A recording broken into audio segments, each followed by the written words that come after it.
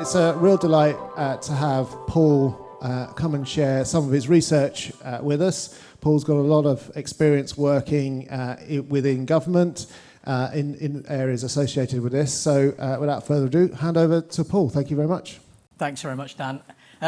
Good morning, everyone. It's a real pleasure to be here, to be back at Lancaster, and to have the opportunity to share my thinking, my research, and hopefully get a little bit of feedback from you on it. I'll do two things before I launch into this. First one is to talk a little bit about my question or my title here, and then to sort of explain why I got to this in terms of a PhD research topic, I guess positionality for me as a researcher.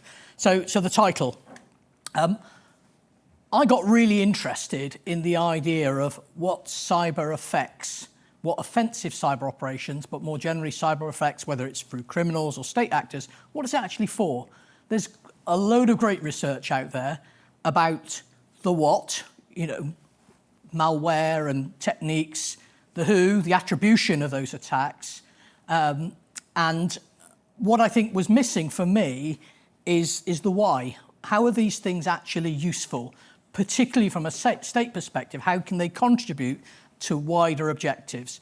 So, and more importantly, you can hack systems, you can break technologies, you can have effects at the virtual and the physical of those systems.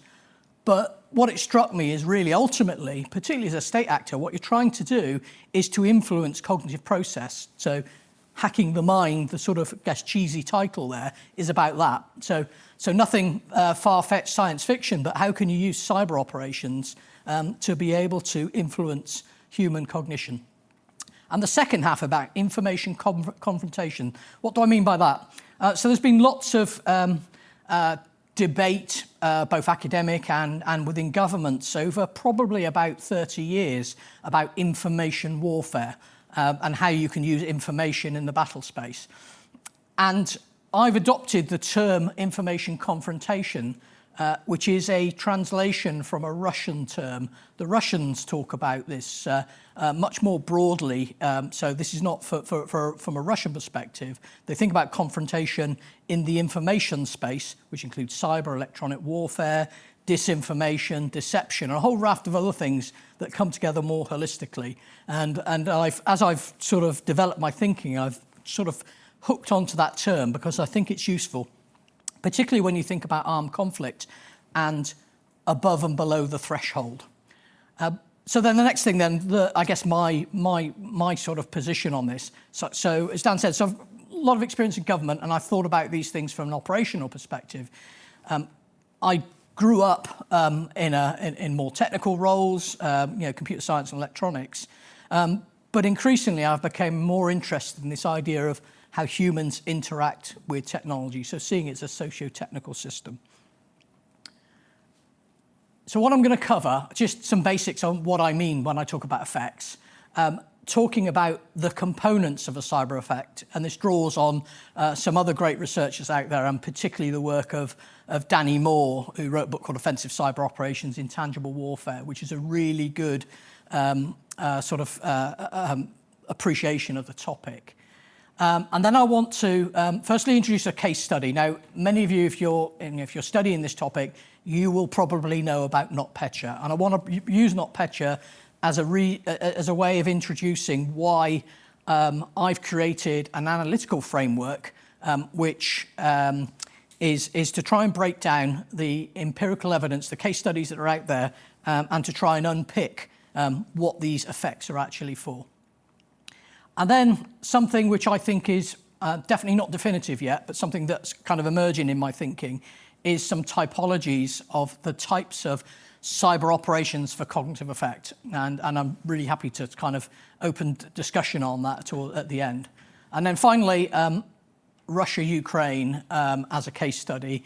And whilst there's no way I can cover everything in it in the time we've got, I think it's really useful because this is the first time that we've seen cyber operations use part of a full-scale conflict. There's been little bits, the Russian incursion to Georgia in 2008, some of the stuff in the counterinsurgency conflicts we've experienced. But in terms of full-scale war, lot of speculation before the Russian full-scale invasion, and then in the academic community, I guess, disappointment a few months later that there wasn't this decisive cyber war. But I think it's worth unpicking that case study as well. Ideally leave questions to the end, but if there are any pressing points of clarification, then please do interrupt me. So where do we start with effects? So from a purely dictionary definition, we're talking about a change of state as a consequence of an action.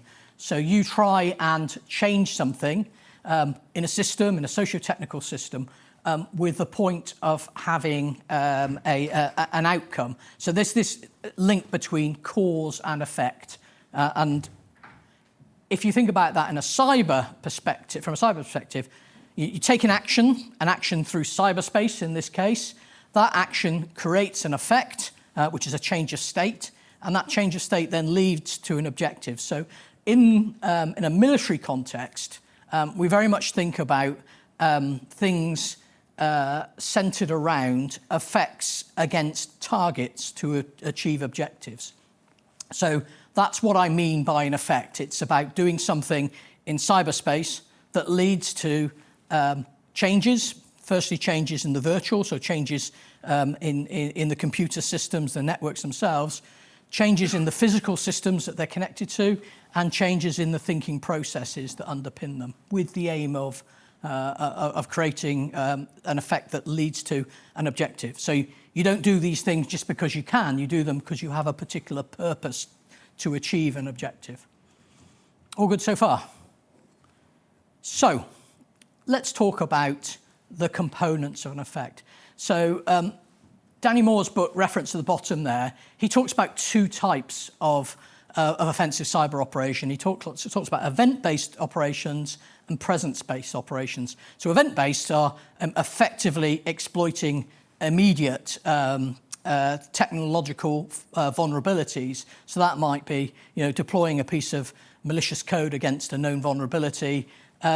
But the one that's perhaps more interesting is what he sort of talks about the presence-based operations, which are more akin to the traditional espionage uses of cyber, but can obviously lead to an effect at the end. And those of you that studied this, you'll probably be familiar with ways of thinking about how a cyber attack works. The Lockheed Martin kill chain is one of the most commonly understood ways of stepping through that process from the initial reconnaissance right the way through your actions on objectives at the end. I choose to use a slightly simplified version, which I think highlights what this actually means. So the first thing is, as an attacker, you need intelligence. You need knowledge of the target. You need to understand how it works, and that starts from a basic organizational level right down into the detailed technical understanding of the system. So it might be, to understand what kind of technologies are being used, what kind of versions of those technologies, and how they might be vulnerable to exploitation. And once you've got sufficient intelligence, that will enable the development of an access into that system. So typically we see attackers, and particularly if you think about espionage, they'll do this work to develop an access and then, importantly, to maintain it. The route by which they got into the network in the first place is probably not an assured way of remaining in it. So you see attackers try and do things to establish persistence and then move across a network to traverse it laterally until eventually they get to the thing they want. Now, that might be about exploiting the information that's in there, exfiltrating information, or it might be about causing some kind of disruptive or destructive effect. Once they've gained access, that end effect, I use the term payload, but payload's not a really good descriptor, to be honest. Often we think about payload being a piece of code, a piece of malicious code, malware, but often, and increasingly, I think recently, and particularly when we go to the Ukraine case study, it's about operator techniques. I mean, the phrase that has become most commonly used is living off the land, where the attacker uses those embedded processes and capabilities within a system to exploit those, rather than using these exquisite zero-day exploits that, are the stuff that we often see reported on. The thing to remember with all of this, though, is it's not a linear process. I've drawn it as a step through, but it's very much iterative. As you step through, you gain intelligence, you gain initial access. That leads to more intelligence, and as a result, it can and does take significant time for an attacker to develop an access and to be able to sort of maintain their presence. So for the event-based operations that Moore suggests, those can be the sort of immediate, quick results that you can achieve from using, a piece of code if you can get a victim to click on a link and whatever. But if you want to do that more exquisite targeting, it takes time, it takes effort, and that is the fundamental sort of difference, I think, between the two, is that presence-based is a long slog. But then we bring into the kind of oversight around it, and this is really important for, particularly for Western nations, but I think all nations probably have their appetite for legal and policy. So what can you do within the law of your particular jurisdiction, but also what's the policy appetite of your decision makers, your senior decision makers, and that very much influences what you can do. And from a UK perspective, some of the publicly available information talks about that sort of, I guess, that public accountability, having a legal and policy system that means we are accountable as a democracy. So any organisation that's conducting this kind of operation is doing so and being accountable to the law and to our political leadership. So that's my view of what a cyber effect consists of.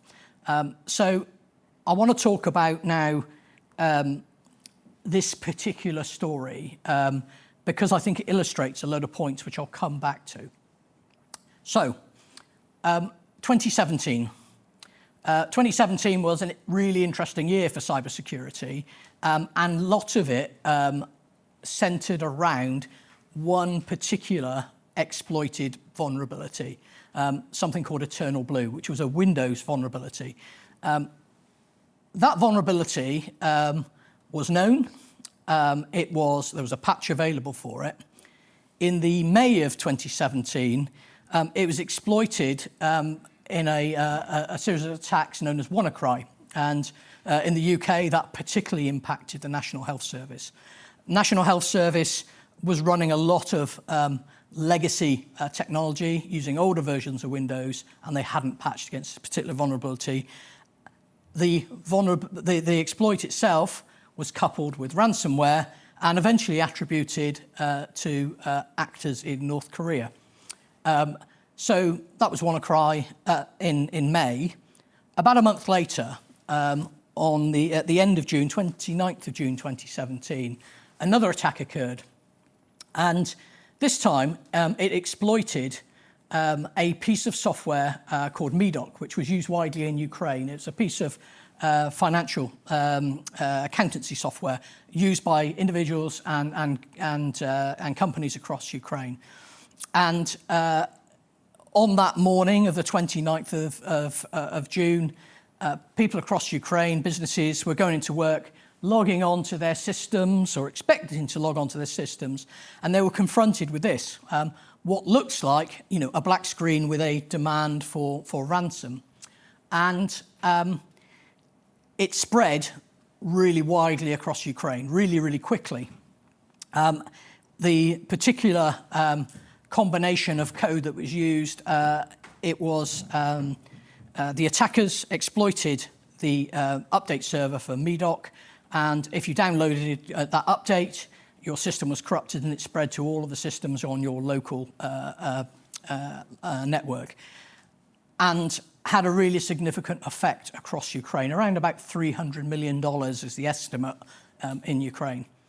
Meanwhile, across the border in Russia, the Russian military intelligence unit 74455, the GRU, were probably all patting themselves on the back for a fantastic job being done, having achieved a significant disruptive effect in Ukraine. You know, the context here, 2017, this is 3 years after the annexation of Crimea and the attacks in the eastern parts of Ukraine. But NotPetya didn't stop there. We have the intended consequences as we understand them, and I'll come back to that differentiation between intended and unintended later, was to affect Ukraine. But NotPetya spread around the world, probably unintended.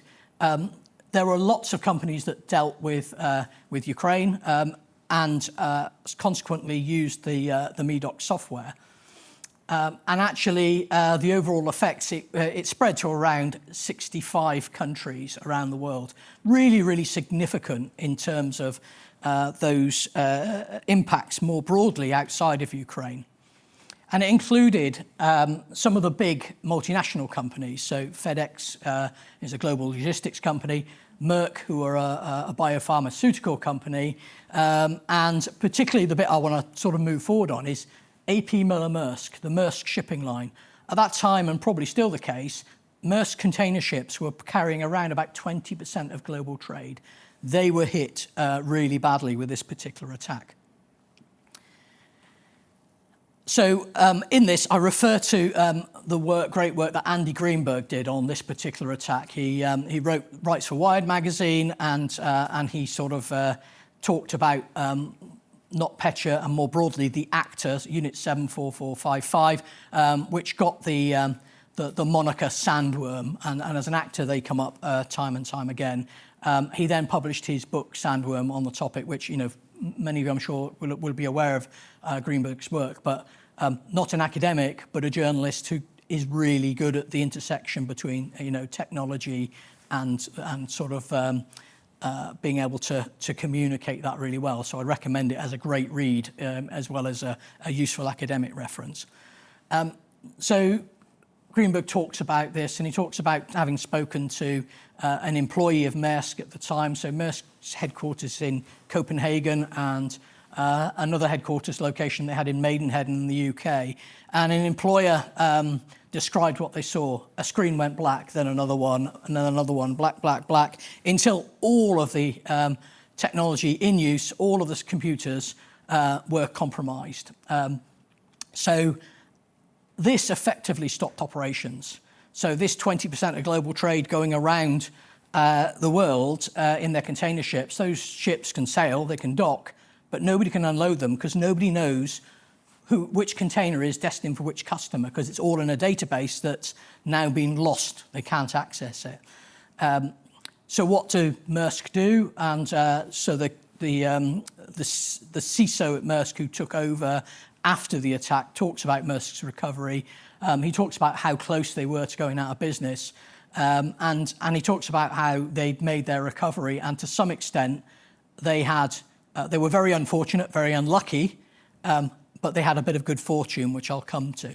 So the first thing they did was went and bought every bit of technology they could lay their hands on, went out to the local PC worlds, bought all the laptops, started building a system back together, and then they tried to recover their domain controllers, the critical part of the network. And they realized that their backups for their domain controllers had all been online at the time of the attack. So not only did they lose everything, they lost their backups. They had nothing to restore from. So they were in a really bad position as a company. Luckily for them, their office in Ghana had a domain controller that had been disconnected at the time of the attack. It was a stroke of luck in an otherwise, very bad couple of weeks for them. So one of their employees had to take this precious bit of cargo, this one domain controller, and take it on an aeroplane back to Europe and allow them to do that recovery process.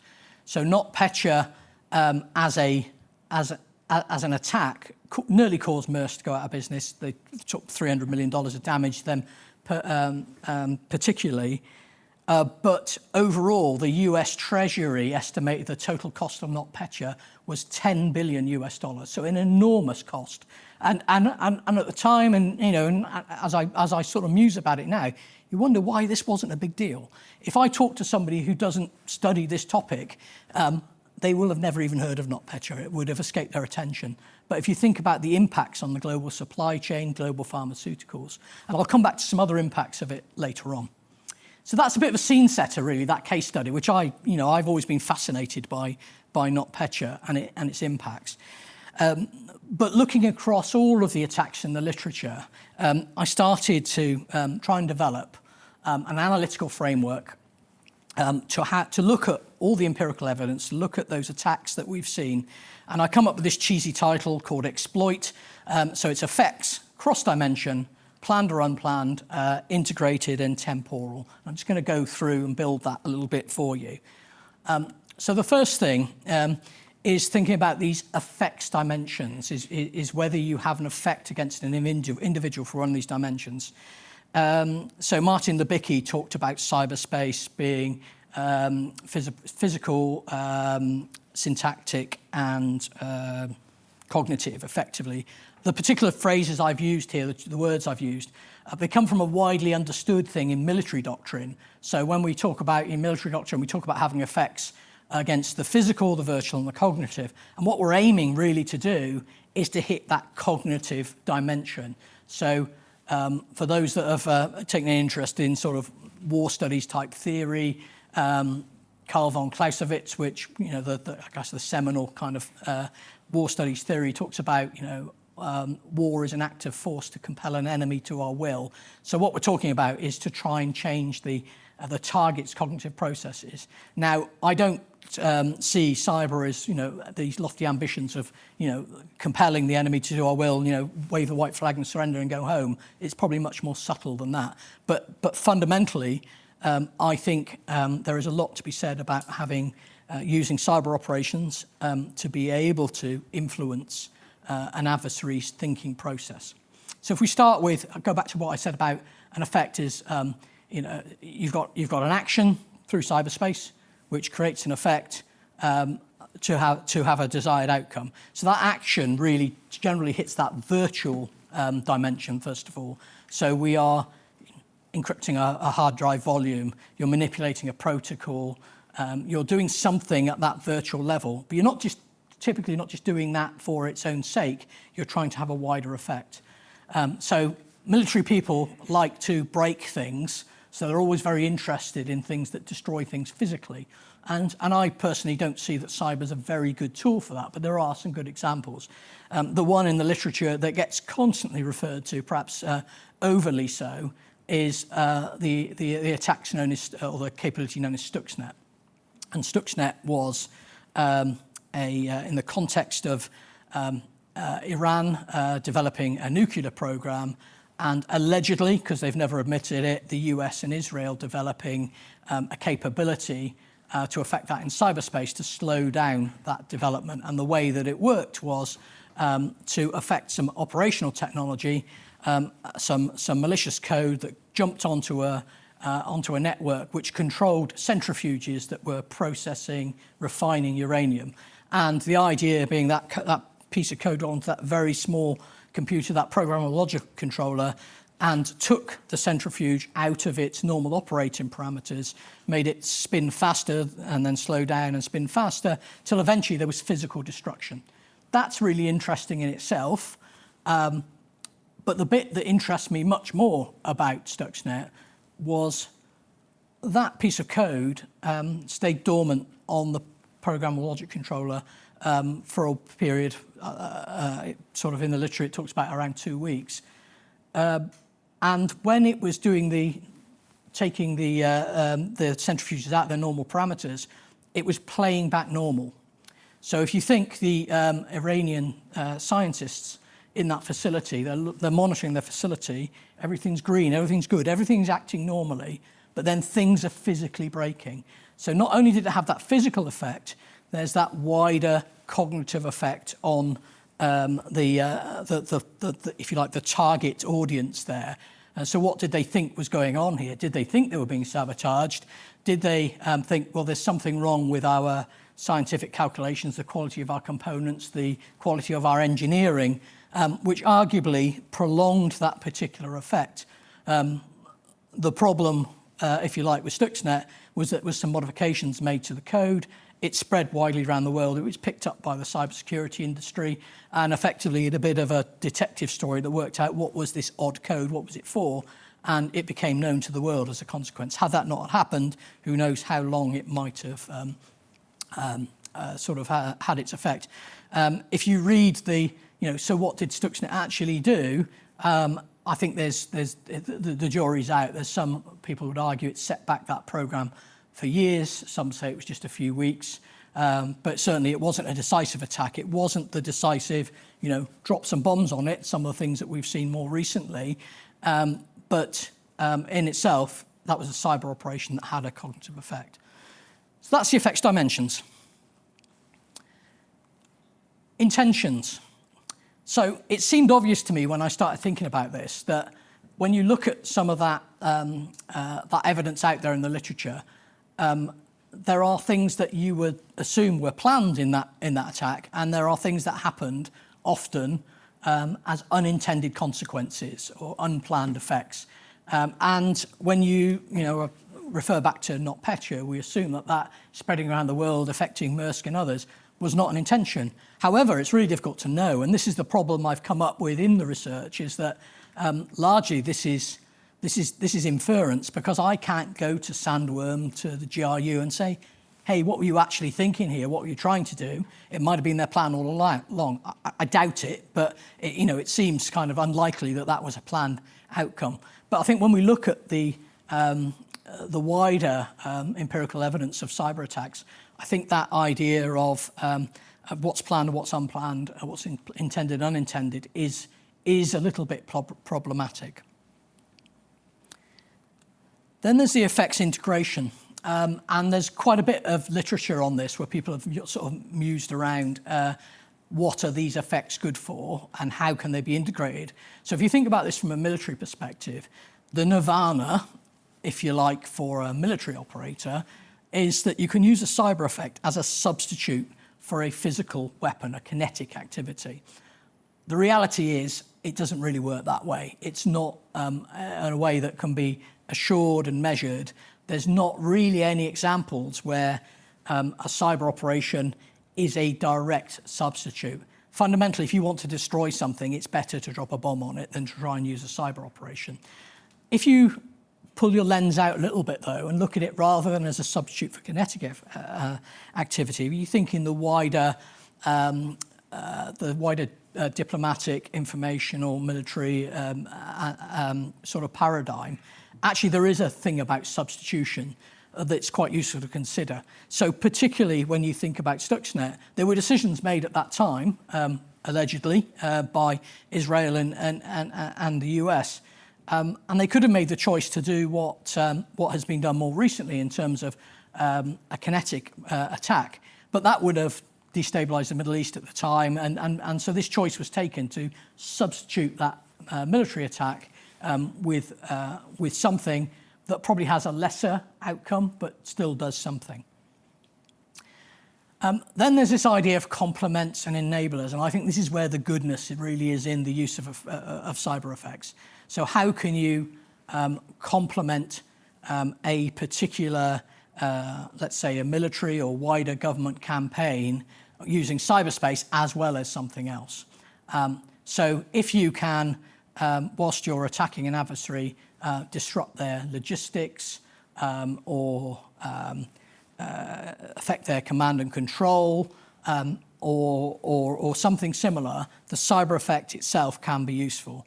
And then there's whereas complements can happen alongside and not necessarily be linked directly, just with a general theme, then there's the direct enablement. And direct enablement is, you do A through cyberspace to enable B through in the kinetic world. A really good example of that, again, allegedly, this is in literature, but a lot of the sourcing of this comes from one journalist source. There was an attack called Operation Orchard in 2007, where the Israelis bombed a nuclear reactor under construction in Syria, in Deir ez-Zor province. And allegedly, in order to get through the Syrian air defense system, the Israelis used a combination of electronic warfare and an attack on the recognized air picture. They managed by, I think, purchasing some access via the Russians to be able to manipulate what was on screen that the operators in Syria saw. So they were sat there monitoring the airspace, they see normal activity, and all of a sudden, the few tracks on their radar screens get multiplied with hundreds of tracks, and then a few minutes later, everything returns back to normal. And that window of opportunity enables the Israeli Air Force to get in through the integrated air defense system and bomb their targets. Again, the actual evidence on this is quite sparse, but let's presume it happened something like that way. So integration. There are some times, though, where you don't integrate this with anything, and what I would call counter cyber, the idea of one state cyber actor going against another state's cyber actors, that sort of remains in cyberspace. So you're not necessarily integrating it, but typically I think you're integrating those outcomes, that your desired outcomes are integrated in some way. And then finally is this temporal element. So you see an immediate effect. So that immediate effect might be in cyberspace. It might have an effect on a particular technology which denies it to your target. But then beyond that, there's what happens afterwards is the delayed effect. So there might be second order effects on your technologies, or there's the mediation of how the victim responds. And that mediation, I think, is a really important one. And a non-military example, but ransomware attack on the Colonial Pipeline in the US. That particular example is a great example of seeing how the victim responded, and actually, in this case, probably made it worse. So for Colonial, it attacked their IT system, not the operational technologies that were controlling the pipeline, but Colonial themselves made the decision to close down the pipeline. And the second order effects of that was mass panic buying of fuel in America. So really interesting from that perspective. So that mediation is important. When I go on to the sort of Ukrainian examples, one of the things that I think is interesting is how the Ukrainians' response, and in some cases public responses to cyber attacks, have actually changed the outcomes for them. And I'll come back to an example. And the last one is about enduring or recurring. So a lot of the literature, particularly some of the early literature, talks about this idea that cyber effects can quickly be reversed, and there's no sort of longevity of them. The idea that you discover, you do your recovery, your incident response, your recovery, you patch, you move on. But actually, that recurring effect might very much be cognitive. So if you can undermine the trust in a particular set of technologies, you can have that recurring effect. And just in the way that we think about cyber, some of those big attacks themselves have been recurring. They've grown a life of their own. Stuxnet's a great example. Everyone talks about Stuxnet. For what it did, it was quite limited, but it has that wider impact on the debate. The other one about NotPetya, which I think is really interesting in that sort of enduring effect.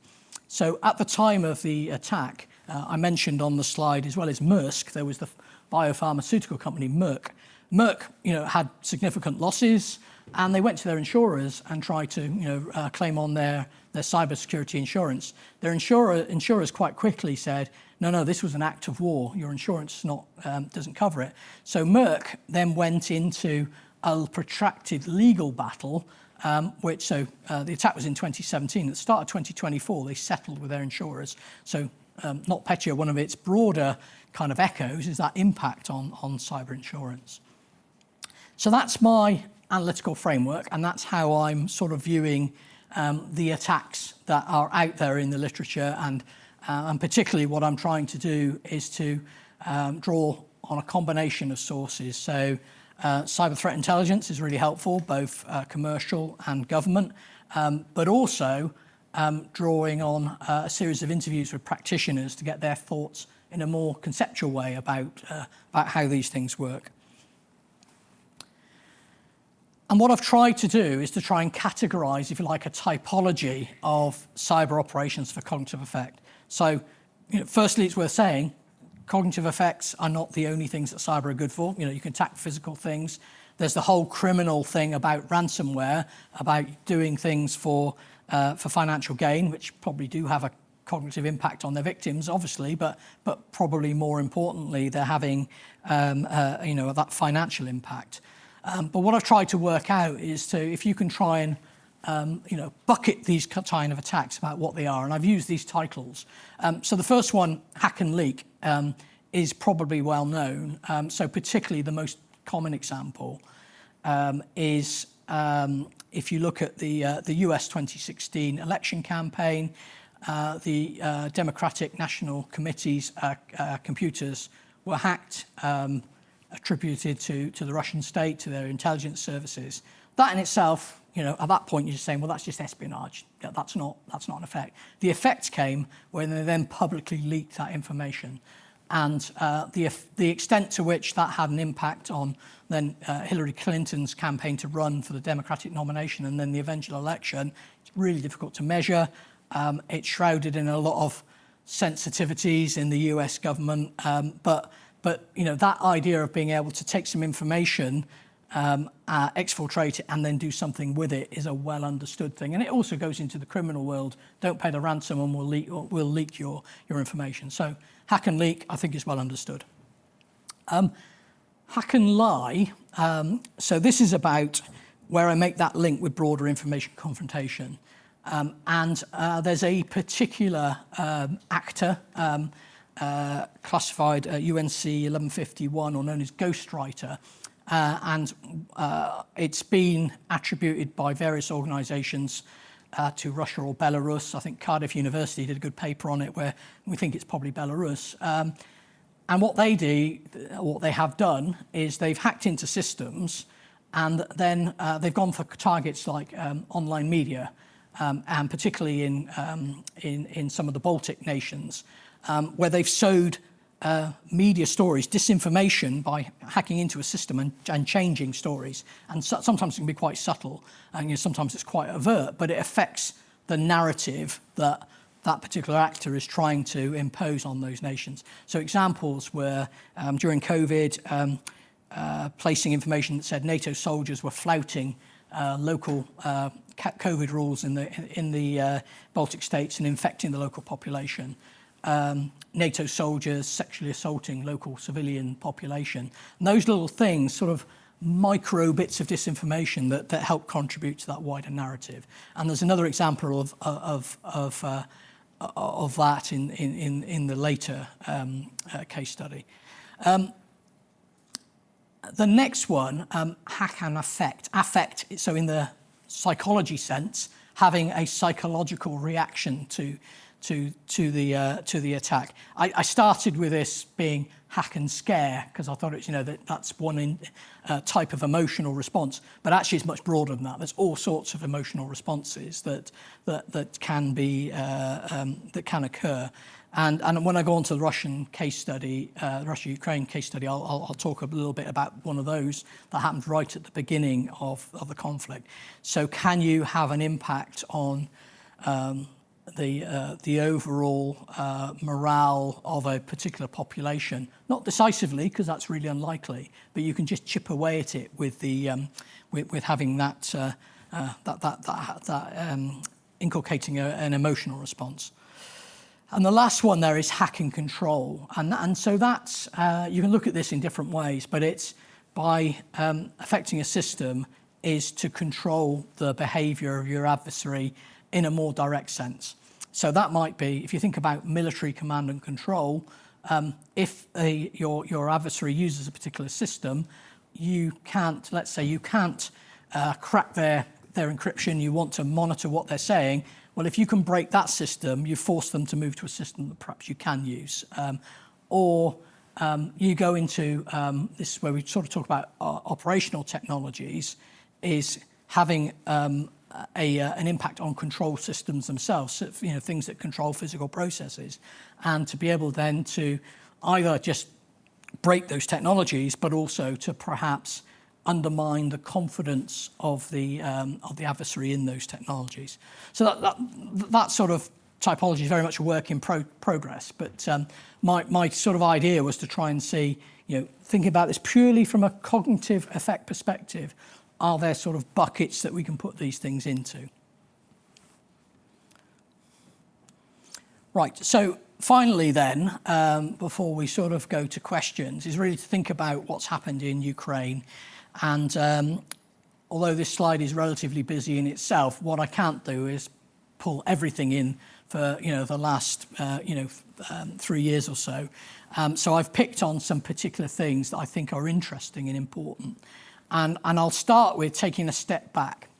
So right left-hand side of my sort of timeline then, so I've mentioned NotPetya. Even before that, Sandworm as an actor attributed to doing some attacks on Ukraine, which were particularly affecting parts of the power grid in 2015 and then again in 2016. Using Ukraine, if you like, as almost like a test bed, I think, for their capabilities. But more broadly, if you look in the academic literature and cybersecurity literature, before the Russians invaded in February of 2022, or their full-scale invasion, there was a lot of speculation that this war, if it happened, was not going to be your traditional all-arms kinetic warfare. It was going to be fought largely in cyberspace. And an enormous amount of speculation, a lot of very well-known academics in the space, people who watch Russia, but also people who study cyber more generally, making these predictions. It would be standoff weapons and cyber. And the reality was very much different. And a few months into the war, there was this very much, some of the papers, I think I referenced one there on there, Kostyuk and Gartska, Why the Cyber Dogs Have Yet to Bark Loudly. Sort of like a disappointment, if you like, if that's the right word, that cyber hadn't contributed more. And I think, one of the problems is there has been an enormous amount of cyber operations from both sides, and I focused largely on what Russia has done in Ukraine rather than the other way around here. But I think the reality is, war is awful. People are being subjected to constant bombardment every day, the horrendous loss of life and so on. The cyber aspects of it get lost in the noise a little bit. And I think that's something that we have to appreciate, that it's not going to make that decisive impact, but still nonetheless an important one. So if we look at what happened. So in January of 2022, there was a significant attack on the government web services in Ukraine, and it was just website defacement. So the picture in the top left of the slide there, a message to tell Ukrainians to beware, and it was in Russian, Ukrainian, and Polish languages. And the way that attack worked, so like the government in the UK, Ukrainian government used a single content provider for multiple websites. So effectively, once they got into that content provider, they were able to impact, I think, around 70 different web services. And so what was the, what was the sort of response? And Ukrainian government spokesman made a very public announcement saying Ukraine is under massive cyber attack. And if you read any of the sort of normal cybersecurity publications, they were very dismissive of that. This is not massive cyber attack, it's a website defacement, it goes on all the time. But from a Ukrainian perspective, they knew that Russia was massing its troops on their borders. They had indicators and warnings to suggest an invasion, a full-scale invasion. So they saw this as something really significant. And when I talk about that sort of mediation of the victim, I think one of the things that Ukraine had managed to do was to sort of galvanise the support it was already getting, particularly from Western nations, US Cybercom and others, and the vendors. And the vendors, I think, would be most important, because if you think about Ukraine, this didn't start in 2022 for Ukraine. It goes all the way back to 2014. And they have learned the lessons constantly of being subjected to cyber attack, and they've built their cyber defences, and they are a very credible and resilient both nation and government. And so I think that sort of that response was important. It messaged in an important way. And then around about the same time, we saw deployment of a lot of different wiper malware. There's various versions of that that are out there, and it's gone in phases throughout the campaign. And that's very much what Danny Moore would call an event-based operation, basically deploying that wiper malware. And that's been the core of what we've seen, I think, throughout. On the night of the full-scale invasion itself, there was this attack on Viasat. So what the Russian attackers were able to do was to get into the Viasat satellite modems at the customer end and effectively wipe their embedded software, their firmware, which meant that if you wanted to get back online, you had to reflash the firmware, replace your modem. So it caused that significant disruption into the Ukrainian command and control system at a critical time when the war was just starting. Again, announcements at the time of its significance from Ukrainian officials, and then they sort of walked back on that a little bit and said, no big deal, actually. We had really good fallback plans, to be able to mitigate it. But nonetheless, if you think what happened afterwards, famous exchange on Twitter with Elon Musk, and Elon Musk then opened up the use of the Starlink system into Ukraine and deployed it as an alternative. Viasat, again, unintended consequences, presumably unintended because Viasat's used widely around Western and Central Europe, including the wind generation industry in the Netherlands and in Germany. And so wind farms, remote wind farms being controlled via Viasat were effectively taken offline. They could still generate power, but they couldn't be controlled. And the way that the electricity grids control the amount of generation that's required they were taken down for a while. So that's that sort of day one of war. And so when I talk about integration, I think that's the best example of how a cyber operation was closely integrated with the military campaign, the combined arms attack. And then as the campaign progressed, it feels like, or it felt like at the time, there was a bit of a cyber pause. Maybe not completely, but it felt like they'd done all this stuff up to the attack. There was very much the wider suggestion that Russia had planned to be in Kyiv in a few days, and they took their parade uniforms to celebrate victory, and they hadn't really thought through a longer campaign. But then we see later in the year attacks on critical infrastructure. So the widespread use of standoff weapons, so including things like the Iranian manufactured Shahed drones, physically destroying things, but also complemented by cyber attack, and that's happened, and continuously since. And so where the physical destruction is having the most effect, just to add to the mix, there's that sort of cyber operation as well. Again, that extensive use of wiper malware is a recurring theme. In July of 23, another sort of interesting thing happened in that, what I would say, complementary activity. We saw some negotiation brokered by the UN and Turkey around the export of grain from Ukraine. Really important, both for wider world economics, but also particularly in terms of supporting those most in need of food aid. And there was this grain deal that ran until July, and then the Russians didn't extend the deal. And then quite quickly afterwards, they attacked some grain storage kinetically. There was deployment of wiper malware against some of the facilities. And then they combined that with a sort of a disinformation campaign of what the grain deal was allegedly being used for, funding terrorism and all sorts of other sort of strange and uncoordinated disinformation lines that went with it. And then moving forward to December of 2023, there was an attack on one of the main mobile providers in Ukraine, Kyivstar. They effectively widely disrupted their capabilities, having an impact on the mobile telecommunications in the country. There's three main providers, of which Kyivstar is one of them. And the actual impact of that was probably not as big as maybe it had been anticipated. one of the fundamental things that they'd done in Ukraine was to allow sharing between network providers, so you can move between providers. So simply as easy as swapping a SIM out, they could overcome it.